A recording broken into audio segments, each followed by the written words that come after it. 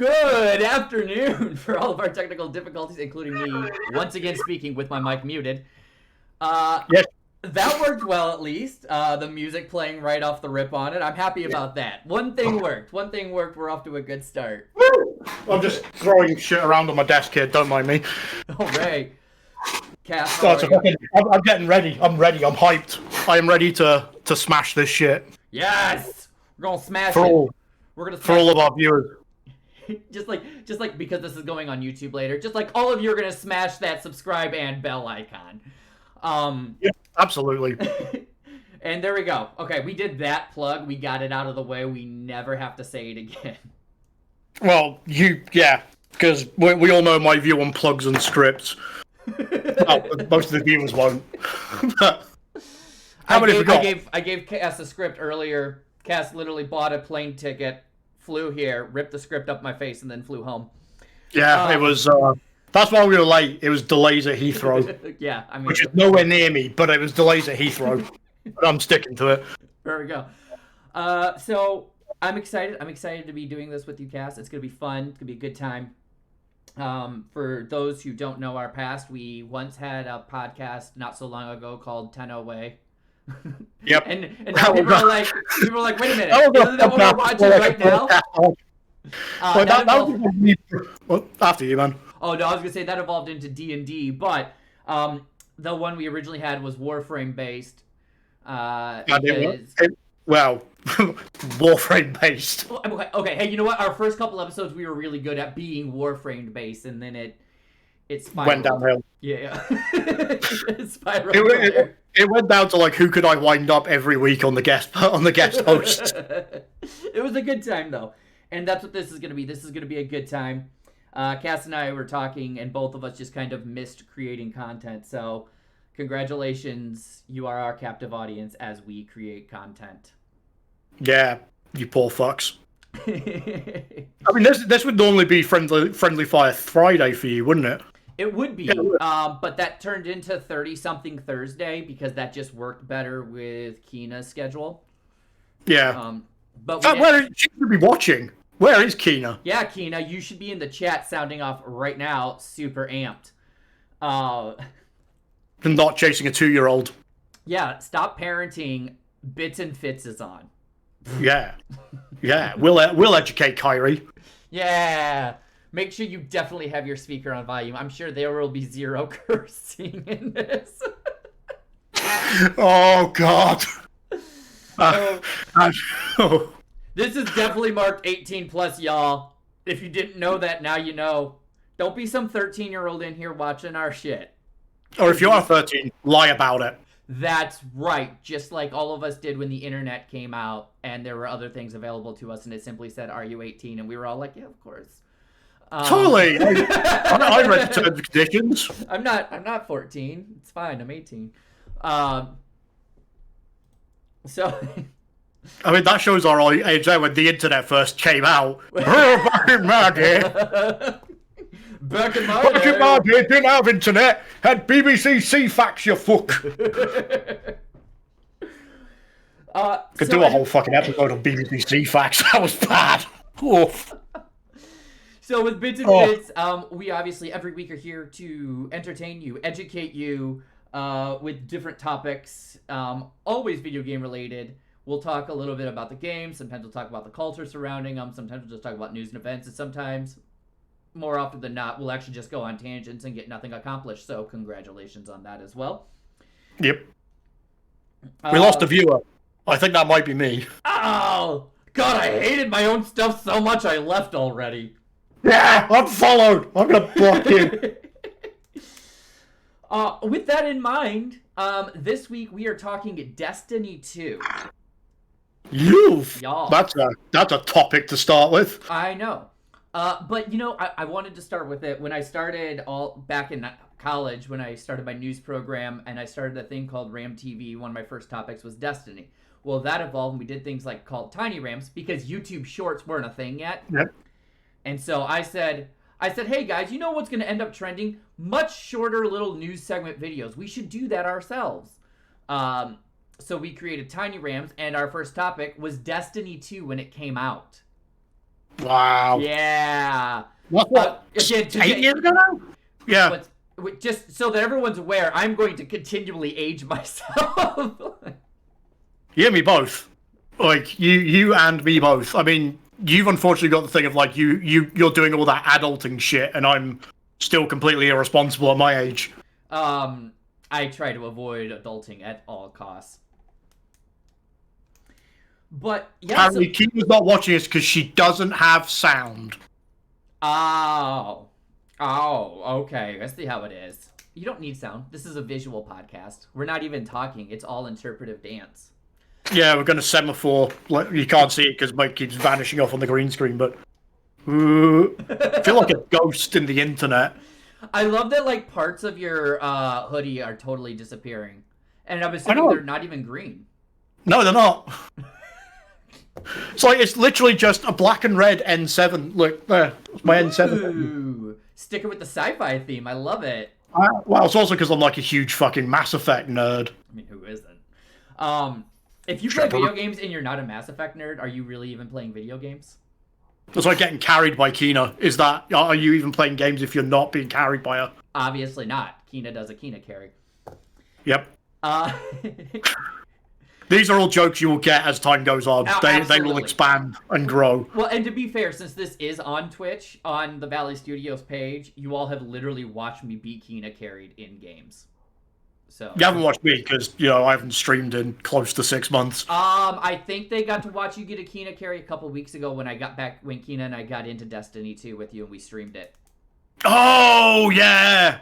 Back when she was like, I'm terrible at this game, 4.0 on the fucking KD. Yes, on her first game back in Crucible. We were like, okay.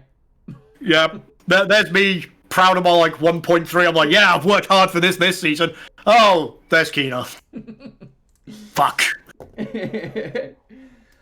So, yeah, Destiny 2. There really is a lot to talk about with Destiny 2. So, I think it's going to be a good topic. We'll be able to fill the time, I think.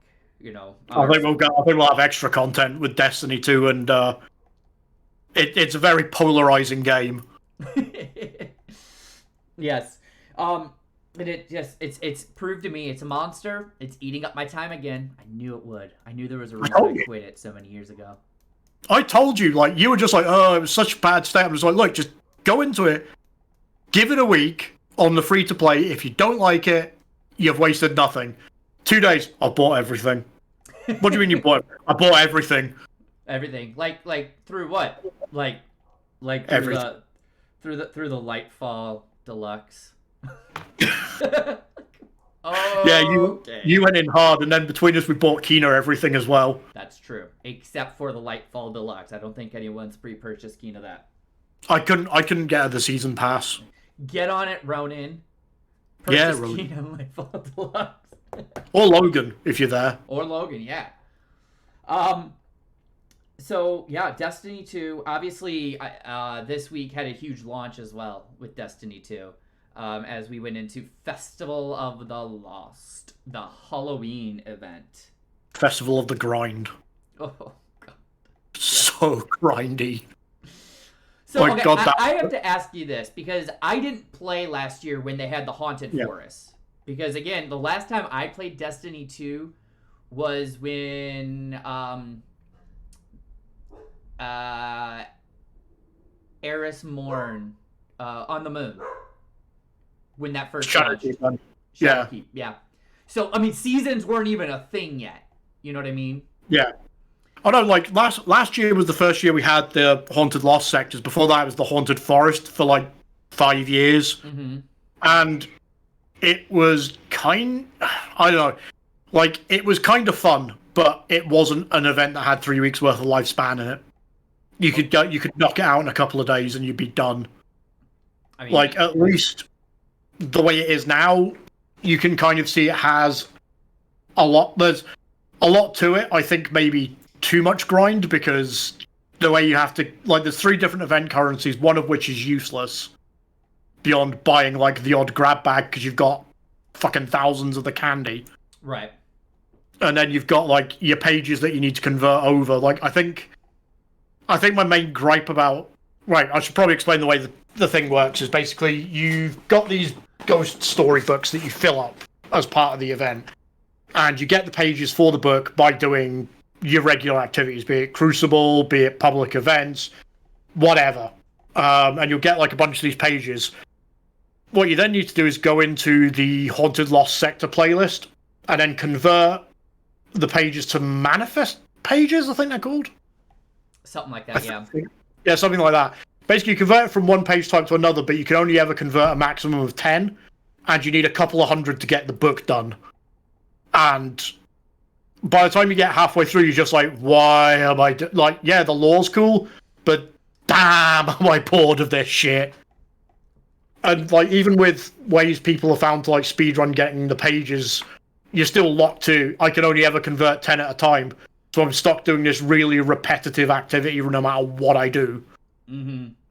And it's kind of like, So that's what I was wondering about the Haunted Forest, because the Lost Sector is the part that's losing me. I got all my pages done. Excuse me. But, like, if you want, like, the Triumph seal, right?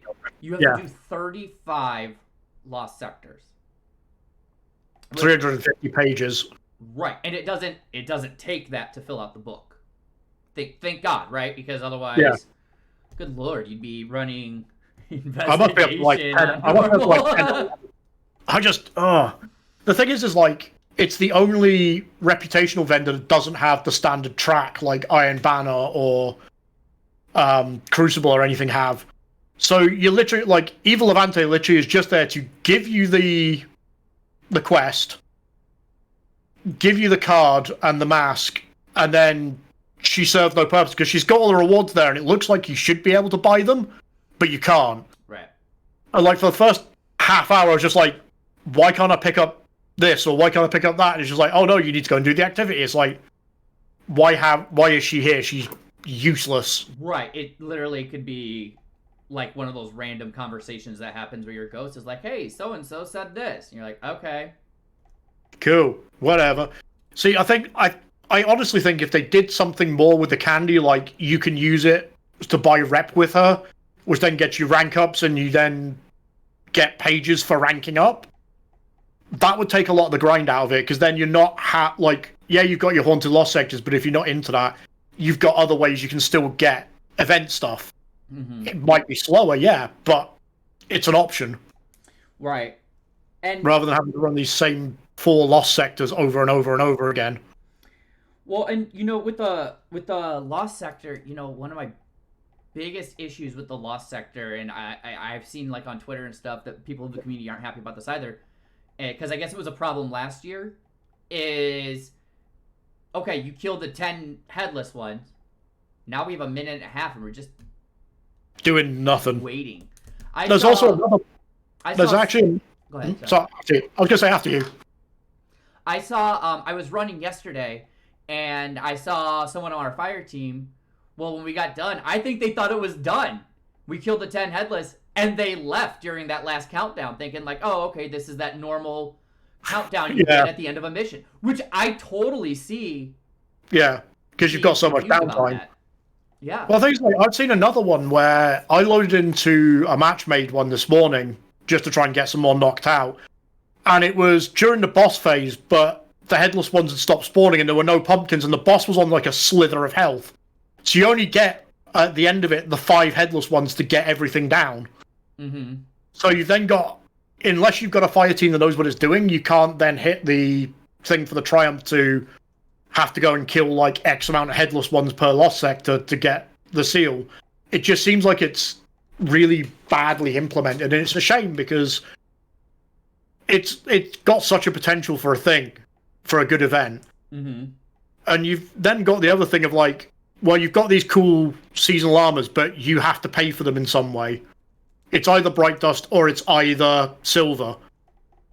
And you'd think that because it's something tied to the event, it should be something that you should be able to earn through ranking up, or if you get the seal, you get the armor. Right. Like as an extra way to incentivize people actually doing the event rather than just going in and going, oh, cool, it's a Halloween event. Well, I like the armor, don't care about the weapons, so I'll just use Bright Dust on the armor. Done. Yeah. You know, so here's my thing: is the only reason I'm grinding this so hard is, again, these nameplates and stuff weren't a thing when I finally quit. So this will be like the first time I'll do like a full triumph and get like a nameplate, which is Ghost Rider in this case. Yeah. So that's the only reason I'm still like, fuck, I still got 12 more of these haunted sectors I have to run. Otherwise, I'd be like, I'm not doing that. You know what I mean? I'm literally just farming for the sniper rifle. Oh, yeah. I mean, I've already got a PvP god roll, but I want other ones. Like, I want other roles to play about with and see which one feels nice. Mm-hmm. I mean, the fact that I don't know if it was a wise move or not on their part to just go, here is the PvP god roll for this sniper rifle off the bat. See, I like that. I do like that, but from a more, what do you call a, casual, yeah. From a casual perspective, right? Yeah. Because like right now I'm trying to go backwards and get red border gear so I can craft it the way I want. Yeah. But the fact that they allow access to something that is a god roll right away without... I like the fact that it's not RNG based on that, basically, right? Because I have terrible RNG, so I know I'd have to run 400 of these stupid things for that roll otherwise. See, I've come round on the RNG thing. Like, I don't mind bad RNG so much because I'm running the stuff that I'd run anyway, and it's allowing me to build up a load of background resources for when we come into like a new year or a new season. I've got a stockpile of resources so I can just upgrade and get to light as quickly as possible. Mm-hmm. Like that tends to be the way I look at it, because you know what it's like. You come back every season, you're just like, gotta grind again. Right. I have upgrade cores. And now, like, I'm sat on a pile of them. I'm building up legendary shards. And now we're finally getting rid of those fucking destination materials. Yeah. Oh, God. Which really have felt useless for a while now, in general. I mean, we didn't even get any with the Throne World and Witch Queen. So that shows that even Bungie have kind of realized, like, yeah, we need to get rid of this. Right. So you mentioned the new sniper rifle, the Macabre. Which is a phenomenal piece of equipment. I didn't think it was going to be, right? I was like, 3 rounds in the mag, Like, even, like, it's just such a on every level, like, even the way it looks, it fits with the seasonal armor. When you pull the trigger on it, it's actually the noise effect from the original OG series Gundam sniper rifle. It just blows my mind, the level of detail. You're just like, Bungie did that right. Why didn't they fix everything else? Yeah, I love it. It's even got this sound effect when you zoom in, I think, too. Like the it goes whoop. Yeah. Which I love. It's so cool looking. It's a great... I suck with it in PvP. Even though, like everyone else, I have the PvP god roll, I suck with it in PvP. I don't think I've hit a person with it yet. Oh, it's because, like, when you're sniping and shit, you're normally used to playing games like Hunt, where you correct for your bullet drop-off. Destiny, there isn't that. Like, you fire a bullet, it doesn't drop angle at any point, it just goes straight until it either zeroes its damage or it hits something. Mm-hmm. So, I can understand why, like, sniping's a bit wonky for you. And especially with, like, the aim assist on it, you're just like, oh, it's straight to the head. And you're used to trying to correct for it, and then you're like, oh, I actually don't. Cool. Right. Yeah, no, and that is definitely a big one for me personally. Is I have found, like, I see a person strafing this way, so I definitely aim that direction of them. Yeah. And I'm like, well, okay, I missed my shot again. Which is why in Crucible and Trials and stuff, I prefer the SMGs and stuff just in your face, because I'm like, you know what, screw it. I don't have to mess with my normal aiming skill set that I've built for things like Hunt, because it's point blank. See, I tend to run like a SMG and a scout rifle, because it gives me the best of both worlds. If I'm not running a scout, I'm running a pulse. Yeah. Especially because Peace of Mind just such a good weapon. Even though people are saying, like, oh, it's not the meta anymore, it's like, yeah, it can still hit you from a distance and accurately. Yeah. Well, even Salt, that one time when we were playing Crucible, said, oh, that's a Peace of Mind, I'm not taking that, and went off a different direction to flank, you know, like... Yeah. Yeah, like a crafted piece of mind is one of the best things you'll face in Crucible. Yeah.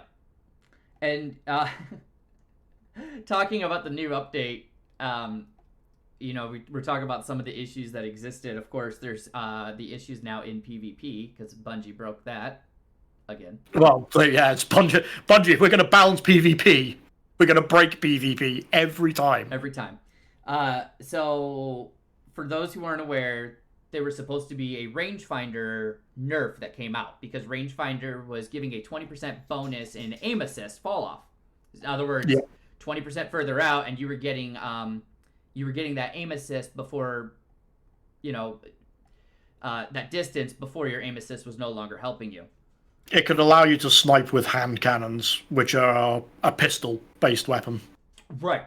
Well, now it's even worse if you have a sidearm, because they didn't roll that nerf out to rangefinder, but they did buff the sidearm aim assist fall off. So the sidearms had a super low. It was like 10 meters was it for aim assist. Everything after that was falling off. So they buffed it to like 15 or 20. Well, if your pistol has rangefinder, you're now basically increased by 40% on your aim assist instead of 20% because they stack. So right now, PvP, people are sniping each other with sidearms. Yep, and since we're already pretty much in a sidearm meta at the moment, it's ridiculous. I mean, I love it because I love running a sidearm. But if you've got an exotic sidearm with rangefinder, get on it. Like, do it before Bungie nerf it. Oh, yeah. I guarantee after this weekend, Bungie will roll the fix through. Because I guarantee they're testing it for trials. Yeah, because they've got, it's, I think they're supposed to be making the fix in 6.2.25 or whatever. Yeah. Because we're like in 6. It'll probably be when... That'll probably be Iron Banner rollout then. Probably. I don't know. Yeah. The thing is they haven't put the official fix date on it. So yeah, it'll be whenever they've got it ready to go. Right. Which because Iron Banner's not far in the future, so I reckon it'll be done for that. Yeah, and I mean, sometimes they roll things out pretty quickly. So one of the other issues that came with Lost of the whatever it's called, the Halloween event, you had mentioned it on day one where your papers weren't changing correctly. Yeah. Yeah, I was like, well, I'm not having a problem. Well, it turns out because I didn't do last year's quest. That was the bug. So if you've done last year's quest, it didn't work. But if you were just doing this year's quest, it was fine. So all of mine happened perfectly fine. But most people who've been playing I lost about 100 pages that way. Right. Because it was taking them out of my inventory, but it wasn't turning them into the manifest one. So it was like, oh, cool. All that farming for nothing. Yeah. So they basically patched that overnight. Yeah. So because your stuff's working fine now. Yeah, it's working fine now. It's just I'm behind where I should be. Right. So it'll be interesting to see if they end up fixing how quickly they fix the PvP. Because I mean that anyone who has an exotic forerunner like I do. I'm trying to think I'm going to get a list of the exotic sidearms that have rangefinder because I want to see what they are. Not at all because I'm going to pull them out. Pull them out for trials this weekend. Oh yeah. Well, to be fair, everyone else is going to be doing it. Oh yeah, absolutely. So we have that stuff. What's interesting is I've seen people in the community. People in the community are always gonna bitch, right? Oh yeah. Welcome to being in the development game industry. Welcome to anything involving the public. I don't disagree with the way things launched. Is a lot of people are saying, Bungie, where's your priorities? The player base or the money making market? Because everything in the Eververse works fine. Well, they're a bit I hate to say this, but Bungie are a business. Right. Of course, they're going to have their monetization right. Well, of course, right? I mean, that's just not smart business to do otherwise. Right. I mean, they've got shareholders, they've got stock buy-ins. Of course, yeah, I totally agree. Of course, that's going to work correctly. Well, they're owned by Sony. Sony paid $3.6 billion for them. 3.62 billion. Yeah. So yeah, of course they've got, like, they need the money there, because if they don't, we don't have a studio. No studio, no game. Right. So I mean, yeah. I mean, from a gamer point of view, it's shitty that money is the focus, but that's the world we live in. So let me get your opinion on this, because when we came from things like Warframe, where DE is so community focused, do you, when you look at the thing they call TWAB this week at Bungie, so their website news article, do you feel like they're engaged with the community and listening, or? I would say they're more engaged than Warframe or DE, because I mean, DE and Warframe have kind of led the way in community engagement, but I feel like they only listen to certain parts of the community, and that's generally the ones that are doing the whole, like, that lines up with what their view of the game is. Bungie, on the other hand, especially, like, I like the TWABs. I like a weekly update on this is what's going on. This is what we're doing. Here's a bit of fluff so that you actually, you get to know the people behind the updates. I like that kind of weekly update. Even if they've not got much to say, they'll just say, like, right, we've not got much that we can update you on, but hey, have a good time, do this, look after yourselves, here's some resources in case you're, like, mental health stuff. Mm-hmm. I think that's a much more genuine approach than, in order to get DE to properly engage with you, you have to be on their forum. Right. Whereas Bungie are good at, if you tag Bungie help, like, I found they get back to you usually within an hour. Yeah. Now, to be fair, again, they are a larger company as well, and therefore have the community support and community managers for that stuff. But so good with the bad, right? But yeah, I mean, I agree. I remember, like, playing Warframe at first. I was always like, hey, it's really great the way they communicate, and then I realized, I'm like, oh, well, they really only communicate with the content creators. Yeah, it's Warframe feels clicky. Mm-hmm. Like that's very much the impression I got. It's like, fair enough, they've built the game and their community around these content creators who were there at the start, but at times when I was trying to get into that community and trying to go that route, I felt like it wasn't my passion or my knowledge that was getting me places. It was who I was networking with.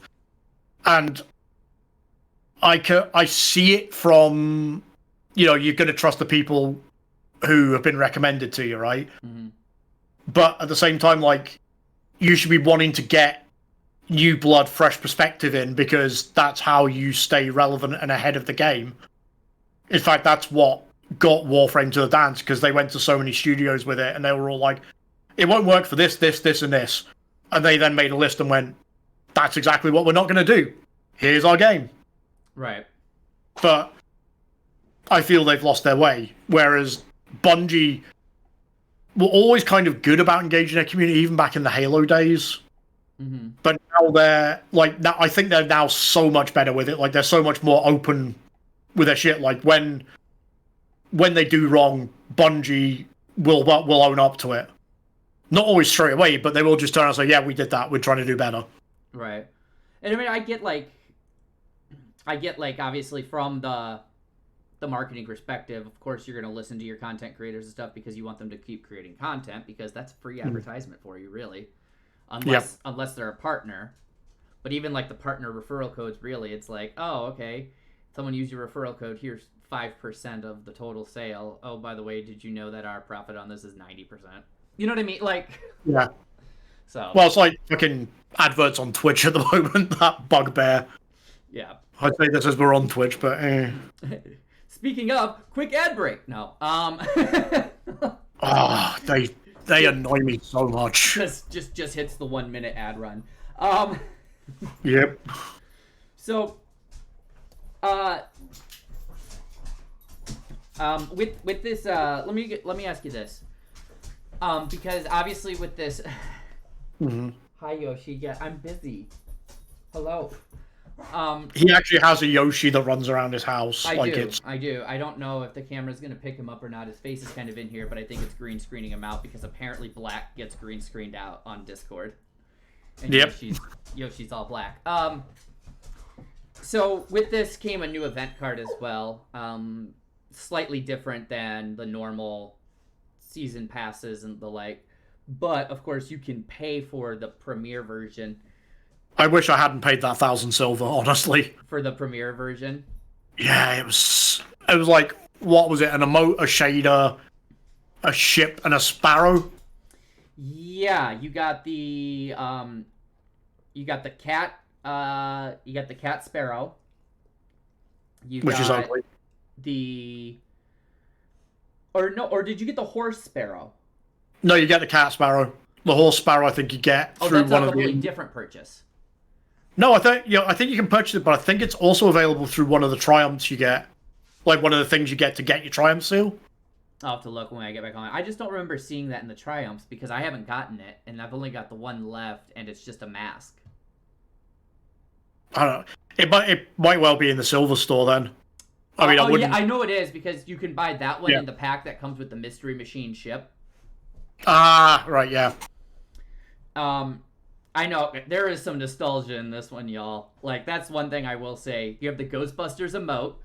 Oh, that was a no-brainer purchase. I don't regret that one for a second. There's the mystery machine ship, which I kind of Spooky, want. there's a spooky skeletons dance as well. Yeah, I mean, There's loads of cool stuff.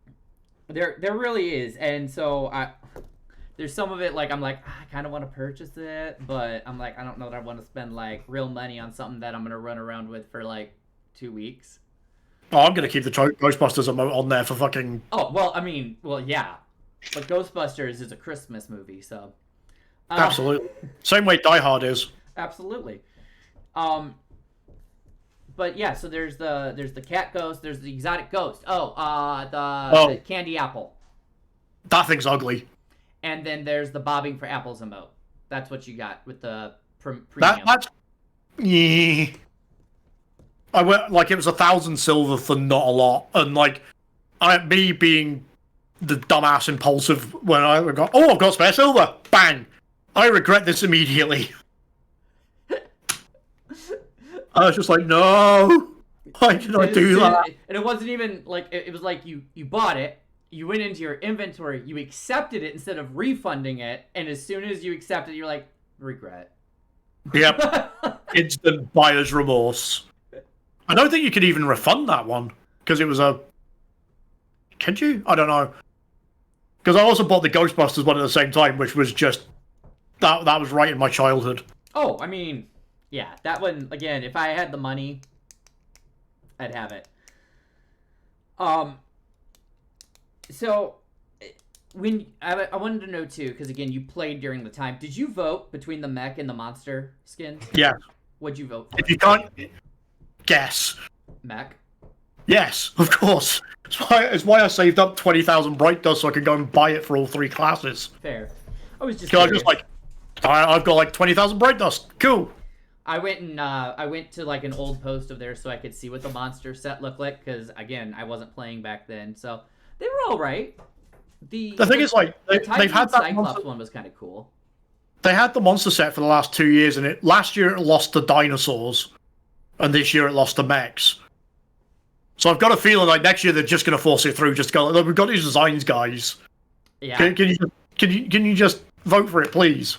Something tells me Bungie is not the kind of company that would go to spend the effort and the money to create the artwork and not eventually use it or sell it. No, like that. God, why am I yawning? Because that's like that's just money on the table because you paid dudes to do that. Although I've got a feeling some of them were the community designed because I remember a contest for it. Okay. But I can't like. It was that long ago. I honestly can't say for sure. I wonder if it's like because they have those art competitions, like they announced an art competition going on right now. Yeah. For Bungie, and so if you're all interested, They have their art competition going on. They have their spooky arts and movies, which they're looking for. So if you're interested, just make sure you have to you post your stuff on Twitter. You add the right hashtag for your region, or for whatever you're doing, at the official Destiny 2 social channel for your region, because apparently Destiny 2 has multiple region channels. I did not know that. Yeah, that was the thing they launched this year. That was one of their big community engagement pieces.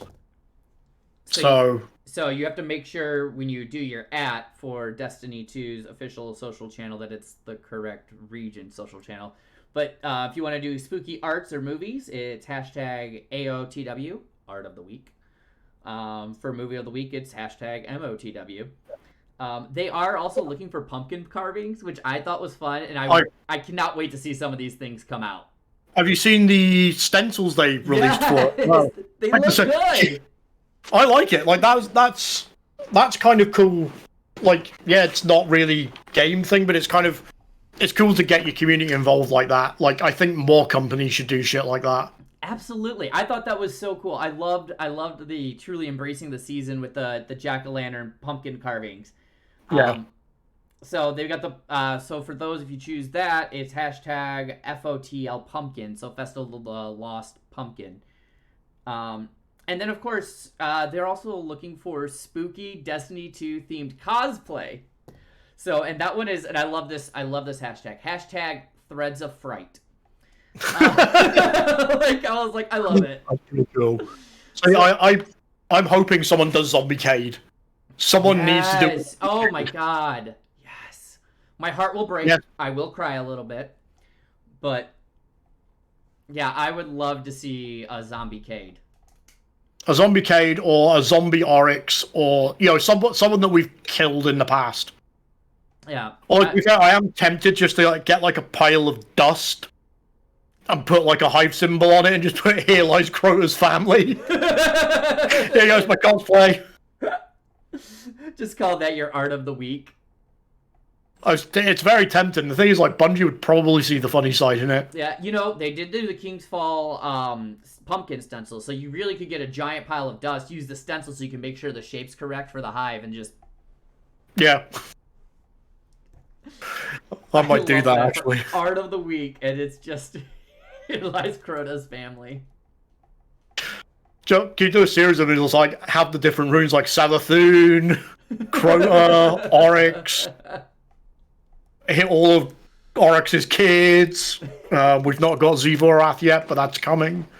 Because you can't leave one hanging. You cannot, but it doesn't seem like they're going to be touching on it yet. I think that's probably going to be one of the Lightfall things. Yeah. Although Lightfall's apparently going to be Callus, because he's all over the art for it. Yeah, it's Lightfall is Callus, and it's going to take place on Neptune. Which I believe is completely new. I don't think we've ever been in Neptune before, right? Yeah, it's completely new. It's some city that's been cloaked and hidden away from the rest of the system. Yeah. But apparently, Rasputin's known about all this time. Of course. I mean, was it Destiny 1 or was it Destiny 2 where we went in and we launched Rasputin out into the air and he's like, nothing will ever be from outside my view ever again. And then Zavala's like, what have we done? Rasputin, the crazy old Russian war mind, who just wants you to get the fuck off his lawn. And his lawn is the universe. Well, the thing is, that's all it is. Any mission you've got where you've been interacting with Rasputin, it's always been he's not happy we're here. It's yeah, kind of got that opinion. Right. Yeah, he's never happy, but then he invites you in to save his life, so... Well, I don't think it's more so much invite you in as well. Just if you come and deal with this problem I've got, I won't annihilate you immediately. Fair. That's true. That is what it is. So the other thing I noticed, and you're probably more familiar with this, is the weapons that we're saying bye-bye to at the end of this season. Yes. The weapon rotation thing. Yeah. How often does that happen? Every season? Does that happen once a year? It seems to be happening once a season. They'll take the oldest weapons from each activity that have been in rotation, and then rotate them out so we can get newer, fresher weapons in. It's kind of like I quite like it because it means then you're getting something new in the loot pools, and you're not like, say, doing Iron Banner and knowing that there's only the same 6 weapons that you could ever get. Mm-hmm. Like every season or so, like there's 2 new weapons that are added to the pool, and you're like, okay, cool, I can go for these because these are new and I don't have them yet, or I haven't had a chance to test them yet.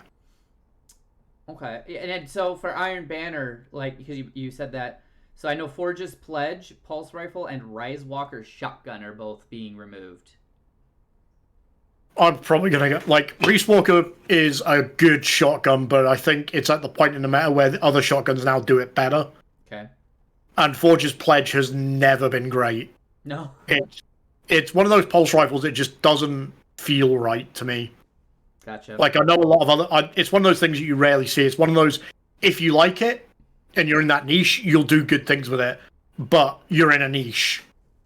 It's not, say, like, your Peace of Mind or your Battler, where everyone picks up and goes, wow, this is great.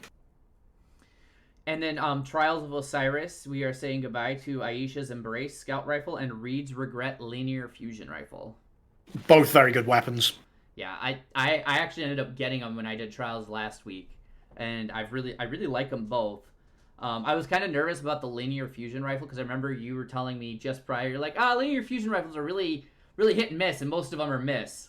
So when I got it, I was like, oh. And then I played with it, I was like, this thing's awesome. Yeah, it's because it's the same archetype as Taipan.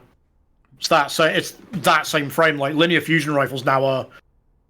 Like, the ones that are miss are all the older ones. Mm-hmm. Like, the newer ones are all... They're pretty much must-have in any arsenal. Aisha's Embrace is just such a lovely scout rifle. I mean,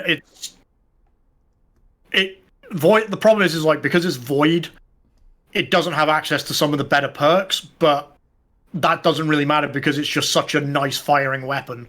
Is that one of them that, because it's Void, so if you're running a Void Hunter, and you put the one that turns all of your rounds into volatile rounds, that trait? Yeah. Does that literally mean every shot fired from Aisha's Embrace is a volatile round? I can't remember how you trigger the volatile rounds, but when you've got that up for the 15 seconds it's up, yes. Wow. Okay. Yeah. And I think I can't remember what else Aisha's rolls with off the top of my head, but there's some nasty combos you can do. And with Seasons of Plunder, obviously we're in Arc 3.0, so you've seen, again, I'm throwing a lot of this to you because you've been the one playing it for a while.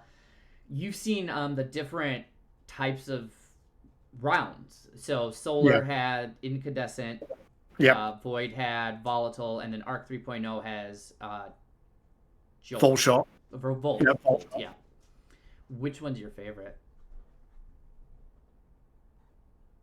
Volley, for me, it's nice, but it takes a lot to key it off because there's other things you need to have. Like, Volatile, you have to build a build around it. Incandescent's great because it just keys your solar abilities for you. It's got innate Scorch, which means it detonates stuff, and just that on its own is great in 90% of situations. If you're running a solo subclass, then you're also likely running the Fragment. That means that when you Scorch something, you're getting ability regen back. That's a no-brainer. And Volt Shot does... Well, yeah, Volt Shot does the same with... What's the Fragment? There's a the Fragment that gets you... Ionic Traces.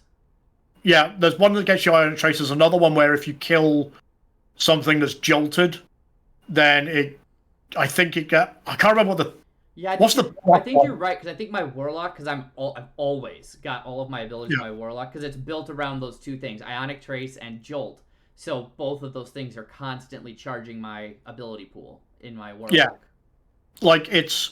Whereas Devour's like... Well, Volatile Rounds, like, it's nice, it causes explosions, but there's not a lot in... Like, Void have got maybe one or two builds that benefit from it, whereas Incandescent, Volt Shot, every one of those builds with just one Fragment will benefit from it. Gotcha. And I was just... I mean, I haven't played with my Titan hardly at all, so I'm not sure about their Void class, but I don't remember the Warlock saying like, oh, by the way, it turns your shots into volatile shots. You know what I mean? I've only seen that in the Hunter, and I'm like, dang. It's because Warlocks can get Devour easier, and Devour's just better. Devour's so good. Yeah, oh cool, I'll regenerate off you. Right. I'll do that. And Void Titan, I'm just massively underwhelmed by. Like, of all the Titan subclasses, I'm just like, it's Void. It seems like I only ever come across Solar and Arc Titans. Occasionally you see a Stasis Titan in PvP. Yeah, it's because Arc and Solar just have got so much better things it brings to the table. Yeah. I mean, Solar, you can generate sunspots that you stand in to boost all of your recovery. Like your health. You just keep generating sunspots. And you've then got the exotic Laurel Splendor that just supercharges that shit. Mm-hmm. You've then, like, Arc. Like, who doesn't love thunder crashing? Show me a person that says they don't love thunder crashing and I show you a liar. Yeah. Like, that is just so much fun. No, I definitely prefer to sit there and charge my melee and then super punch. No, I want to Superman across a field and smash them to pieces. I can't even... That stupid, like, thunder punch thing, I can't even get that thing to work in PvE most of the time. I'm like, this thing sucks! Why is this the one you give us? It's because it's like, it takes setup, which is not something a lot of Titan players like doing. Like, I know when I play Titan, I play it just so I can no-brain some content. Mm-hmm. And it's a meme that Titans are crayon eaters, but it is kind of true because out of all the classes, like, they're the ones that... It's the one I don't think about too much. It's just like, right. I've got my build. Cool, I've done it. Yeah, because, I mean, my Warlock and my Hunter both, for their stuff to work, right, there's a certain kind of rotation I have to hit. It's not, the way I have both my Arc ones set up, it's not complicated. Because it's literally built to recharge itself. Solar on my Warlock's a little different, right? But we were doing that yesterday for the investigation. I'm like, hang on, don't kill that person. I need to scorch them so that I could get my sunspots or my sun bracers procced. Like that one requires a lot of thinking, a lot of communication. Because if I didn't say it, you might have shot him, and then I got up there a few times. I'm like, oh crap. Now I'm just running away as I'm getting shot in the back. Like, the moment you told me that, I was like, right, okay, it means I need to re-aim where my Witherhoard shot's going before I run in and just Gathering Storm. Right. So, yeah, that one's interesting, because, it definitely takes some communication, which is fun in its own right? I'm not trying to shit on that, because, like, sometimes it's nice to play a game where you're not mentally turned off. It's one of the things I love about Hunt, right? That game is so tactical. It's one of the things I loved about Siege back in the day, is that game used to be so tactical that it was nice to not turn off to play a game, but instead it was something that, like, stimulated and engaged my brain. But also it's draining as fuck. It is. It is incredibly draining. Especially as you get older, like, you find your mental and social battery's just not there as much. Right. Well, and you get older and you've got, like, all the other life stresses and adult stresses on your mind that's already weighing you down. And then you're like, okay, now I'm going to do a game, which should be fun, but I'm going to mentally engage on newer, higher levels. Yeah. So. And then you got Destiny, where like, at the higher levels, there is a lot of build crafting and tactics involved, but it's nowhere near the level of, like, your Hunts, your Rainbow Sixes. I'm trying to think of other games. Yeah. But like you said, like, at the higher levels, it can be, and I think that's what I've been enjoying about Destiny so much. Like you said, I can turn it off and say, oh, I'm going to run this build, which takes no thinking, and I'm just going to go do quest stuff. I'm just going to play by myself and go do quest stuff. But I can turn it on and say, hey, let's do a raid, and where you know you're going to have to communicate and engage with it anyways, and let's run it that way. Oh yeah, like, Destiny definitely has a breadth of content, which is nice. I just think they need to do more for players who don't have regular groups. Like, I think when we can actually get an in-game LFG, or the ability to turn on matchmaking for things like raids, etc., that would really, really help. I mean, they have some of them that have that beta thing. Yeah. Oh, the guided stuff. The guided stuff, which I do remember. Wasn't that implemented in Destiny 1 near the end of its lifespan? I don't know. Because I feel like I feel like that might come in with Forsaken. Okay. I think it was being discussed, but it never. I honestly can't remember. It's that long ago. I feel like I remember though running with like Tanner and some other members in Destiny 1 of our clan, the Dogs of War. And we would do that, right? We have a couple open slots, so we just choose to guide because we knew it. So I've thought about that a couple times of like just doing it, but I'm gonna be honest, since I've moved to PC versus console, I don't know how to turn my microphone on in game. It's a fucking convoluted process. It really is. Because I use a controller when I'm playing Destiny. Because that's how I knew it. That's where all my muscle memory is. I tried mouse and keyboard when I came back, and I was like, I can't do this. Yeah, I spent years playing on the controller. Yeah, you pick up the controller, you're like, right, I know where everything is. Yep. So I found that to be easier for me, but now I don't have a push to talk. So now I just don't have a mic that works in game. It's also like I've heard stuff. I've never done guided game myself, so anything I know about it is kind of anecdotal from other people. But apparently, it's a bit of a thing. Like you get a lot of elitists in there. It's like it's meant to be a guided game, yeah. But if you don't have Galahorn and Dragon Gilded 5, we don't want to know. And it's kind of like, guys, that's not what this feature's for. Right. Stop it. Yeah. I unfortunately feel like a lot of games that include that stuff, you get that. Excuse me, Final Fantasy 14, I think. Oh yeah, I think they nailed how to, but I think they nailed how to do it. You know what I mean? Yeah. For most content. Yeah, like actually having a party finder thing where you just post your party and do it that way. Like it, it's a very, very good system, and I think Destiny should do the same kind of thing. I mean, I know they're probably like, we have our app, and you could just do the looking for group thing on our app, but like, I would like something that's just innately built into the game. Yeah, rather than having to like pick up a phone or another screen or. Right, I'm already using my phone to collect bounties, so I don't have to go sit in the tower. Okay. Yeah. I don't have time to do looking for. And I need to go and check what's in fact. Zer's just reset as well. Yep. About 15 minutes ago. I know. I gotta check and see what Zer has. But now I don't have anything on my mind because I was like, other than getting an exotic catalyst, so that I can go buy the travel. Yeah, I'm actually gonna check it using the app. I don't know if the camera's picking that up. Kind of, so long as we don't move too much. I've noticed my camera blurs out anytime I move my hands or my body too much. Hence the reason why I'll tell you what Zer's got, because I can't be bothered going hunting, so I'll just use the vendor tab. Here we go. In today's podcast, you're also going to learn what Zer has this week. He has Arbalest. Oh. I would very much get Arbalest. Yeah. Frosty's for a hunter. Ursa for a Titan is very useful. Karnstein Armlet has got a few good builds, but the roll on it's trash. For a Warlock? All mobility and discipline on a Warlock. I mean, if you're running a grenade build, I guess. Well, no, you don't want it in mobility. Like, mobility is I know. the worst thing. But I'm just saying, like, if you're running grenades. Yeah. But always got a truth teller. What is that? What do those gauntlets do for Warlock? I believe they give you extra melee. I'll tell you. What is the exotic perk? Vampire's Kiss. Melees instantly restore a large amount of health and continue to restore health afterwards for a short duration. Okay. I'm going to make the argument that mobility there isn't terrible then because you run up, punch something, and run away. That is why it's got to be a mobility, right? So you can literally run in, hit something, and run off.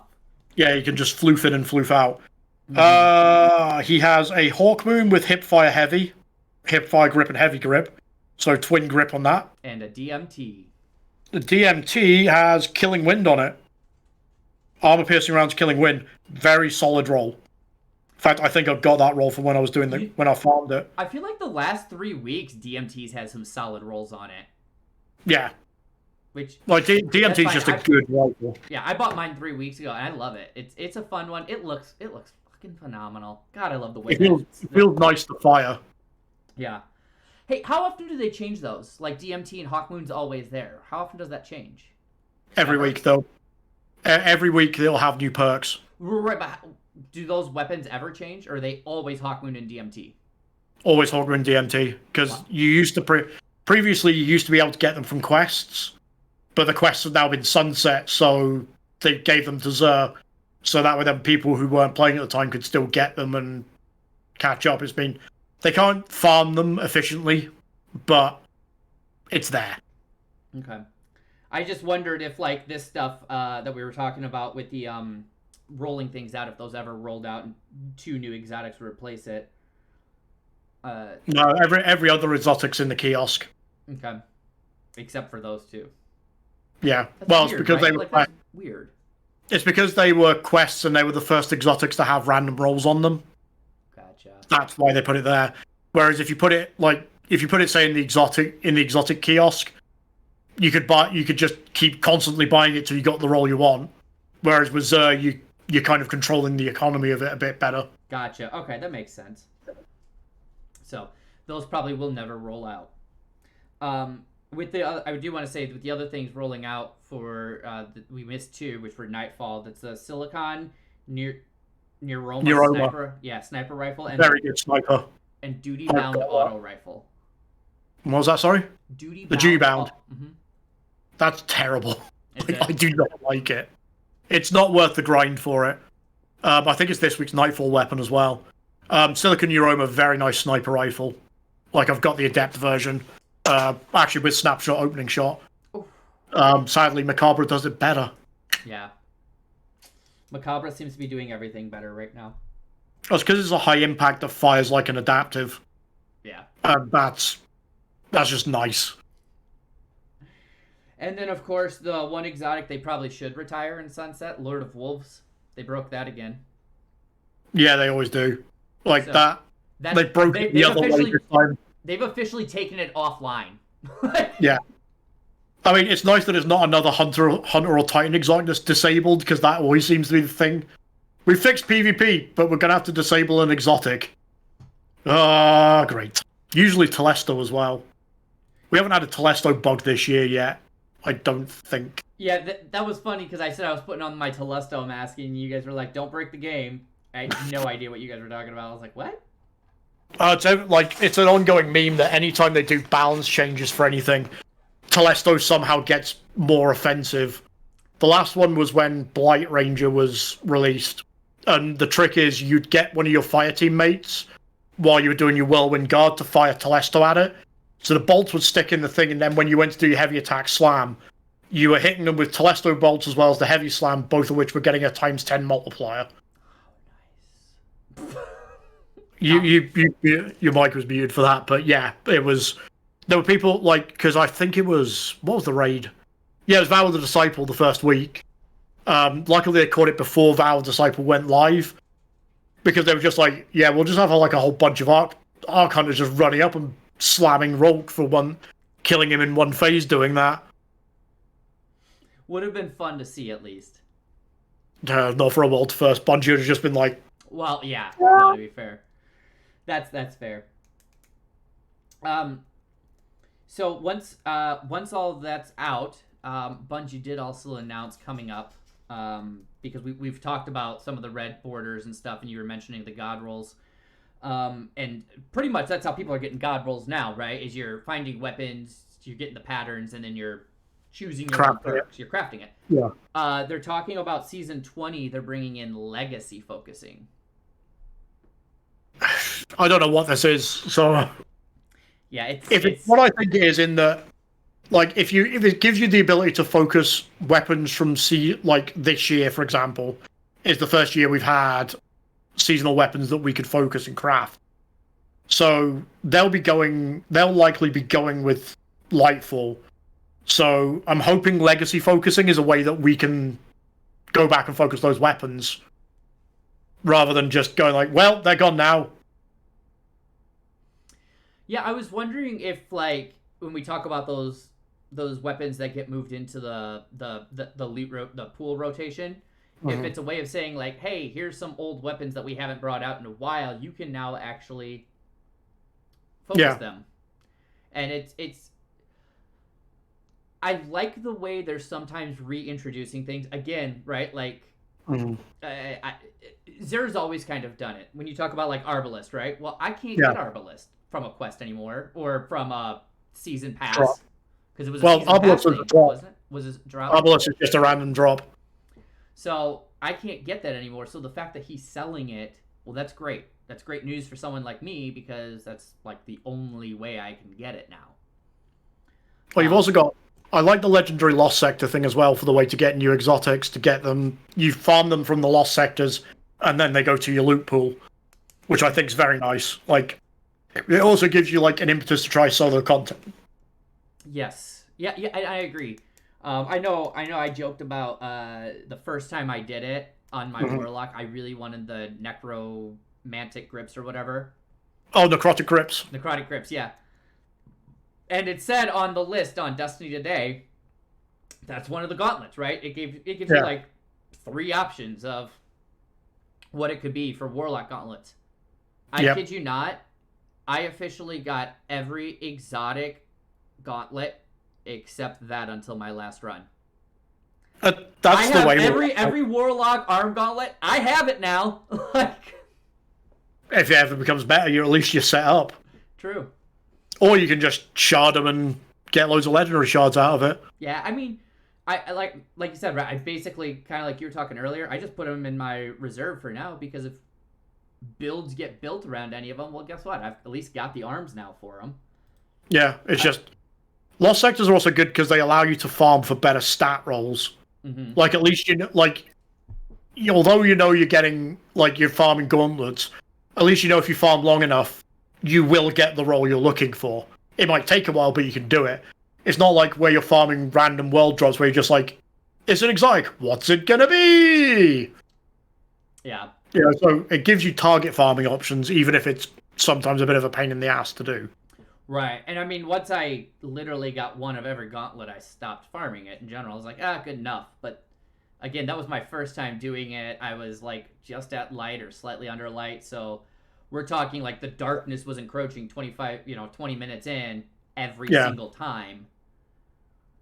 I was still trying to figure it out. I didn't have a lot of the stuff I have now for specific builds and all that. So, yeah, I do. But like you said, I really do like the legendary Lost Sectors. I think that's a really cool thing that they've put in there. That obviously, like, I remember the old days of Destiny 1 and even when Destiny 2 first came out, that just wasn't a thing. Like you said, it used to be, you wanted this thing, well, you just keep running the same shit over and over and over. Basically, until you went up 10 levels and you got an automatic exotic. Or you just got outrageous RNG, because that was a reason to do raids for a long time, was one of the chests in it would be a guaranteed exotic. Because I remember back in the day, like, my old raid team, we farmed Crota's End like ad infinitum because one of the chests was a guaranteed exotic. Mm-hmm. So we farmed it to try and get our Galahorns. Yeah. It's just, it used to be, that was one thing, and part of the reason why I quit was I got so tired of just how RNG based it was. Like, at a certain point, it got exhausting. And like you said, right, there were certain people in certain groups, you don't have a Galahorn, you can't run with us. And it's like, guys, it's a freaking RNG based drop. That is the dumbest thing I've ever heard in my life. Yeah, and it didn't help that Galahorn was just head and shoulders above everything else. Right. For a long time. Yeah, I mean, it's still a good rocket launcher, but... Oh yeah, I mean, that's why I think Bungie have cut, like, anyone who says, like, Bungie don't do anything is like, Galahorn is proof. Because everyone was like, when Galahorn came back in the 30th anniversary dungeon, everyone was like, oh no, it's going to come and ruin the meta and shit. And it's like, it's a good rocket launcher. It gives a lot of good utility, but linears do it better. Yeah. I love my Taipan. I love all my linear fusion rifles. I've got one in every flavor just to make sure. Yeah. They're good. They're good. They're useful. They're good, and they feel nice to fire. Yes, they do. Like, we'll have to try and get you into some of the raids, because you'll love Cataclysmic. I want to do the raids. I really do. I know we've tried a couple times. It just doesn't pan out with trying to build a team. So maybe one of these days you and I will just have to. We could try the beta thing together. Because you could take 2 people into it to be guided as a. I mean, hell, we could get people to just like viewers to like add us on Discord and we'll take them through, because I know most of the raids inside out now, so I can teach. Okay. And if I'm not about, Dale will be, because he's just that boy is insane with his level of knowledge of everything. But then again, he's got like 2 characters, one of which is 10,000 flawless clears, and his other one which is 2,000. Mm-hmm. Like he knows his shit. That's crazy. So with Legacy focusing, we mentioned it's season 20. Well, we're in season 18 right now. Obviously, there's only going to be one more season before the end of the year, before Lightfall comes out. Mm-hmm. So we're thinking focusing is going to be released with Lightfall. Legendary focusing. That would make Legacy focusing. Yeah. That would make the most sense, because you're then getting access to like the last year's worth of weapons that, if you're coming back for Lightfall, which there always is a huge player influx for, they're not missing out on like a lot of the really good support loot. Mm-hmm. So they're not missing out on your incandescent, your vault shots, your fucking repulsor brace, I think's the title of it. I don't know what that one is. It's the void equivalent of vault shot and incandescent, but it's terrible. Because you have to specifically affect them with weakness to get the buff to proc. Oh, okay. And it's not like incandescent where it's just like, here's Scorch, or Vault Shot where it's, here's Jolt. Gotcha. Okay. Yeah, so I think that'll be interesting. I'm excited for Lightfall. Yeah. I've kind of liked this idea of like the Guardians embracing the darkness. So, I want to see what this cityscape's going to be like. Yeah. I mean, the trailer shows them swinging around. I'm really hoping that's a thing. I hope it is too, because that's one thing I think's missing from Destiny 2 is verticality. I would we got it a bit at the start of the Scourge of the Past raid, which I think you weren't around for. The start of that, there was a lot of verticality because it starts out in a cityscape and you're chasing Fallen around the cityscape to stop them breaking in. And you had to go up and down levels, and it was a pain in the ass, but it was also a lot of fun because you were hopping around the map. And now we're getting a darkness power that seems to be all about like Spider-Manning around cities. Yes. So I'm excited for it. I think it'll look cool. It'll be interesting to see, like, I wonder if like that'll be attached to like your class ability. Apparently it's a jump. Oh, I'd heard. So it's like when you jump, you just throw out your strand thing. Nice. And we should make it clear we are totally in speculation zone here. Yeah. They've said nothing. So we kind of got some stuff at their big reveal, but where it all ties in, we don't quite know. Right. Yeah, I think it looks cool. I'm excited for it. I keep referring it to as getting our Eris Morn abilities because that's just the coloring of it reminds me of like Eris Morn's little green ball. Oh, you mean Amakara scale that she's got? Yeah. Like everyone's just like, when's Eris Morn turning evil? It's like, I don't think they're gonna do it. Bungie, like, they teased that thread so much. I don't think it's gonna happen now. No, I agree. I don't think it was ever going to happen. I think what they did with her, which I like, is she is, if you will, compared to Zavala, who is like, we don't go away from the light. She is like more of that, like, I don't want to say morally gray. She more sees that there is other paths. Yes, which I like, because there's nothing that drives me nuts more than the true Paragon archetype. Like, are we really learning nothing? Are we really not going to go to the point where we meet our enemies and dumb luck is what pulls us through? Well, this is the interesting thing, because I know you're still playing through the Season of Haunted story. There's a couple of missions that focus on Zavala and his past, and it does an excellent job of explaining why Zavala is who he is. Like, you actually get, like... I'm with you, like, I hate that whole Superman trope of, like, I am the bastion of morality. It doesn't... I just don't like it. It doesn't track with me. But... Right. They do a good... Like, they give Zavala reasons for it, and you kind of like... okay, I'm still not sure about you, but I understand you. Right. And that's the big thing in it. Yeah. If I think Bungie's setting anyone up though to become the next big bad, I think it's Queen Mora. I actually think it might be Ikora. Interesting. Because her and Zavala are, but like, even though they're still close friends, they're not agreeing on a lot right now. Right. And it's usually Ikora who's just like, right, do what you got to get this done. I don't care if you're using the darkness. I don't care. Because we saw it a lot in The Witch Queen, where Ikora's just like, do what you've got to do. I mean... And then she doesn't tell Zavala, and Zavala's like, why are you doing this? What's going on? Yeah, it's one of those where it's like... Okay, and so this is a moment, and I think that kind of annoyed me about Zavala. Again, that, like, Paragon thing is...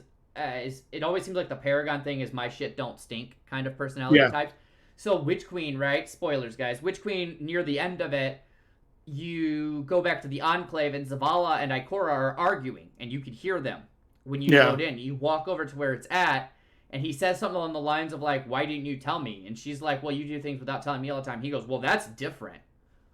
How? Yeah. How is that different? Like, you can't say, like, you need to keep me informed, but I don't have to keep you informed? Come on. Well, it's also the fact that, like, Eris Morn is the one that speaks reason. She's just like, the reason we're using the darkness is because while the light is powerful, the dark, you know, the light is about seeing the truth of things. Sometimes you need to, like, sometimes you need to use the darkness to reveal what was before you can see what is. I can't remember the dialogue, but it's words to that effect. Yeah. And at that point, Zavala's just like, oh, I never saw it like that before. And you're getting like through both of those characters, you're now starting to get those tiny cracks. You also get in the Season of the Haunted, like, there's a fluff. It's on one of the Grimoire cards. I can't remember which one. But there's a story about how Ikora goes to the Leviathan to see what's going on and check in on Zavala and the rest of them.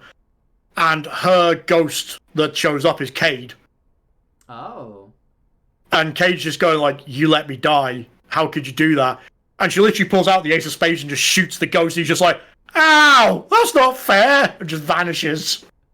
Oh, I love Cade. I miss Cade so much. I was so torn on that when they first revealed they were going to kill Cade. I was like, why are you telling us the plot twist before the expansion? And then everyone bought the expansion. I'm like, okay, right. I don't necessarily agree with that, but I see the effect it's had because everyone's buying it to see how he goes out. Right. Well, and it went so much further, right? That was like the halfway point of that expansion. Like that wasn't even like... Huh? That was the start. That was the top of the expansion. Yeah. That's the thing. I think we knew they were going to kill Cade when Destiny 2 came out. Well, they were hinting. I remember playing through Destiny 2, like waiting for it. Yeah. And it never Because happened. Cade was the only one out there doing shit. Because you're just like, Cade, what the fuck? Don't stop messing with the Vex, Cade. Stop it. Right. It wasn't even the Vex that got him. Yep. Oh, I still advocate. I want Failsafe to become our ghost. Yes. I would love Failsafe to be our ghost. I mean, don't get me wrong. I love Nolan North as an actor, but like, come on, can we have Failsafe as our ghost? Absolutely. So we're gonna have Lightfall, which is February 28th, and we mentioned earlier that it's gonna follow more of the Callus stuff on Neptune. Mm-hmm. And then do you think we're going to stick on Callus solely throughout it, or do you think we're going to start tying back? You had mentioned earlier one of Crota's... Ziva Arath, the last Hive God. Mm-hmm. If they follow what they've been doing for the past years, like, Callus will be the hero for that expansion story, or the villain, sorry, like Savathun was for Witch Queen. Even though Savathun's dead, we're still feeling the effects of what she's been up to, and we've been feeling them all year. So I think Callus is the next logical one to do that, because it then ties off that storyline, because we're moving towards Final Shape, which they said is the final piece of this saga.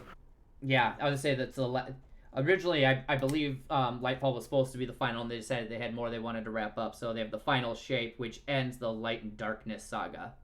Yeah, which I also think will be Destiny 2 into Destiny 3. Okay, do you think so, or do you think they're going to do like Final Fantasy does. They're just going to come out with a new expansion that I think, or do you think they're going to come out with a whole new game? I think that like it needs a Destiny 3 now, not just from a narrative standpoint, but from we need to like update all of our technology, because everything that's running on it handles it, but it's also very old technology and architecture. Mm-hmm. So I think Destiny 3 is a good point for that. And now that with Sony, they know that Sony's going to give them the funding to do it. Mm-hmm. Because when they were Blizz Activision were like, no, we don't want a Destiny 2. Well, we don't want a Destiny 3. We want a Destiny. You're just going to keep doing this. And you can definitely see where Blizz Activision stopped their influence on Destiny was where it started to pick up. Yeah. Yeah, I feel like it's gone back since Activision kind of left and Sony came in. I feel like it's taken a more narrative standpoint. Yeah. Well, there was the couple of years that Bungie were on their own, and you could tell they were starting to do what they wanted to do, because that's when seasons started to happen. That's when they started pushing more of the story, and now they're under Sony. Sony's general policy with any studios they have is just like, if it's making money, we don't give a shit. We won't get involved. Right. Look at what other stuff Sony Studios have churned out. Death Stranding, polarizing game, but very, very good. And Kojima is the first to say, yeah, I was just given free reign. God of War. Yeah. No, I know, and I will say this. It's one thing I've always loved, and when I used to play console before I played PC, I was a Sony fanboy. And the reason being is I always thought they put out better narrative stories. Yes. Than Xbox did. Xbox has gotten better.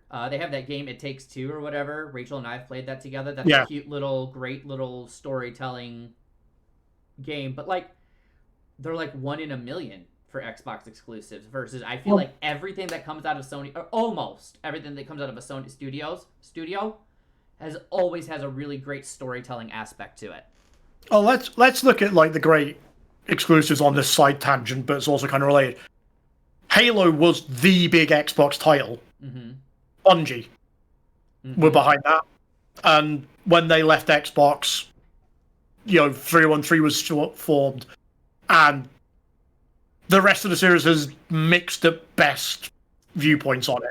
Whereas like the first three Halo games, you could, like, even I, as someone who has owned every iteration of a PlayStation, would go around to a mate's house to play Halo on his Xbox. Absolutely.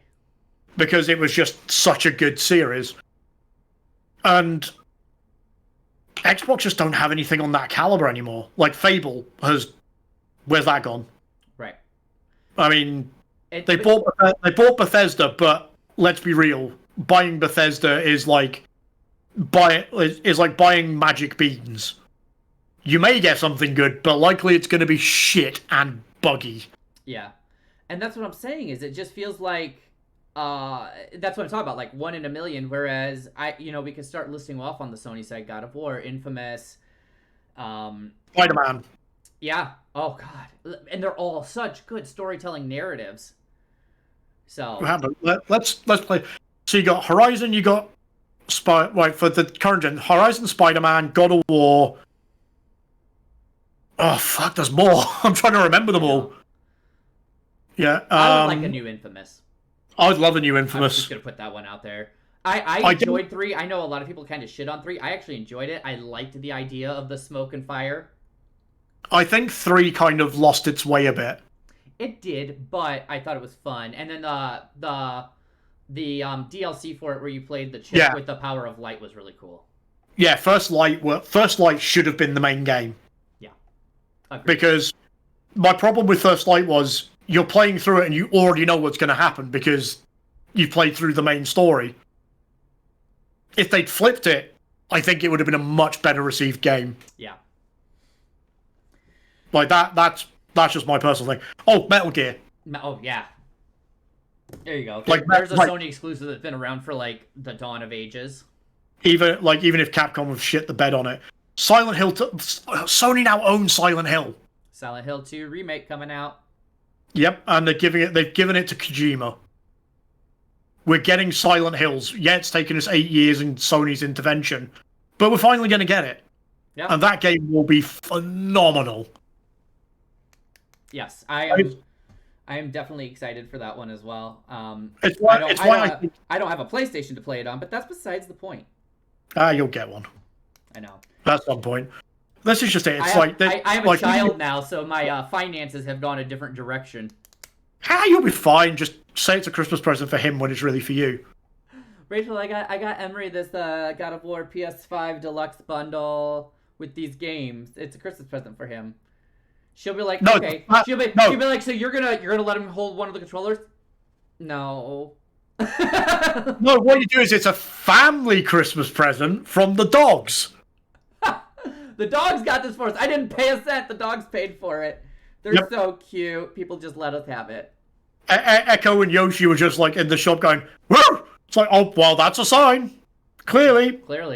Obviously, we had to get it. Yoshi jumped right up to it. Matter of fact, it didn't cost anything. Someone was walking out of the GameStop with it. Yoshi bit him, and I just took it and we ran. Yep, we stole it off some kid. We're 6-year-old. I don't care that you saved your detasseling money for this moment. How many chores did you do for that? Mine now. Shouldn't have got bit by my dog. Yep. I shouldn't make jokes about my dog biting somebody. It's terrible. Also, my dogs wouldn't bite anyone. That's the only reason I do it. Well, it's also the fact I'm telling you, someone could literally break into my house and Yoshi would greet them with kisses. Well, it's the fact that like you're saying like I shouldn't make jokes about my dog biting people. Not the part about robbing children on a PS5. That bit's fine. That's fine. Screw people. It's about my puppies. Yep. All right. Fuck you. Hey, Sarah, how you doing? Sarah's one of my mods. She is. Hello, Sarah. You might want to follow her. She does a lot of Final Fantasy content. Like she's actually quite a high-end raider. I will follow. I will give her some shout-outs and love there because she always does the same for me. Make sure everyone follows Sarah. Yeah, follow Sarah because if you don't, we will do something. Yeah, we don't. I'll get naked on stream. All right, we're gonna move into our newest and final bit called Karen's Corner. I'm dreading this section and looking forward to this section. So what's going to happen is we're going to start with Cass because Cass's name is the first part of Karen, the K-A. Yeah. Cass is going to have 60 seconds to bitch about whatever Cass wants to bitch about with Destiny 2. Uninterrupted. You've heard some bits, but this is where Cass can be as specific as they want, you know? So, Cass, when you are ready, I will start your countdown. I'm trying to think of what I'm going to bitch about. Okay, I'm ready. I'm just going to let it fly. For anyone who wants to know, I came up with this idea and told Cass I thought it was a great idea at like 2 o'clock in the morning because I couldn't sleep. So yeah, that was 2 o'clock your time, so about 9 for me. Yeah. All right. There is a lot to bitch about, Sarah. Like, to be honest, like we say this is the final section, but we'll probably ramble on for more because tangent. But the point is I'm not going to interrupt or give my. There's no throwing it to me for 60 seconds. This is Cass's moment to shine. You ready? Yep. Go ahead. I think thinking first of all, Festival lost monetization. Like I think that the premium event pass was bullshit. It was the worst fucking 1,000 silver I have spent, and I got instant buyer's remorse. I wish I'd refunded it.